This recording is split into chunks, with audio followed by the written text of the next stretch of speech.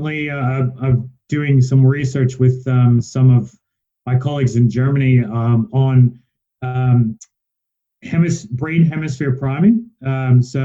Or we call it left hand contraction. So, to make a long story short, if you squeeze a left ball in your left, sorry, a softball in your left hand, that actually activates the right side of your brain.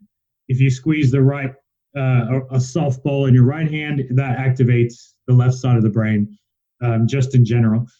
Right. And again, the left side of the brain is the more analytic side. And that's probably where the self focus model sort of comes from. If you're talking about brain functioning, the right side is more of your emotional context, less analytic side, relaxation response side of things, just in general. And so what we're doing is we're using squeezing a softball in the left hand to actually activate the right side of the brain, so that side can be more activated more rather than the left analytical side of your brain. So if we can activate the right side a little bit more prior to performance under pressure, then maybe we can actually decrease choking. And what we've found, we've gotten mixed results so far. Jürgen Beckman and his colleagues in 2013 sort of found this positive result, but recently we found positive, but also sort of mixed results with different sports from this perspective. So, it's going to happen. We're going to get mixed results sometimes. But again, those people that are more analytical, this might be actually beneficial for them. And so this is probably one of the most interesting things I heard in sports psychology and sports science in general. And I wanted to ask you about it. And it's related to what we were just talking about. So are right-handed athletes more likely to choke under pressure because of this right hemisphere, left hemisphere relationship? And how does that process work neurologically? Yeah, well, that's a very difficult question to answer from a scientific point of view, because technically, and I have an article out recently on this.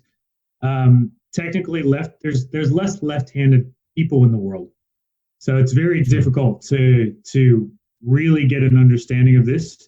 But what we've found generally, and the trend in our study, is that yes, right-handed people tend to choke a little bit more than left-handed. But again, it's very difficult to look at scientifically because there's less left-handed people. So in that context, it's always been a right-handed dominant world, hasn't it? Coaches, when you're coaching, you coach in a right-handed context. If I'm coaching someone, I talk in a right-handed context, and left-handers, they have to think a little bit differently than us. So in that way, they may actually experience the world in a different way. They have to, be more creative, and the right side of your brain is the more creative side of your brain anyway.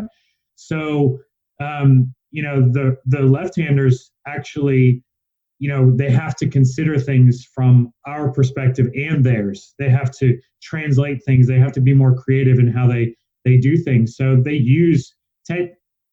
generally they potentially use more of their right side of their brain. So that's why, if they can be creative, if they're more creative, they tend to experience less choking just in general, because they don't think as analytically, let's say the right-handers do, from a general standpoint.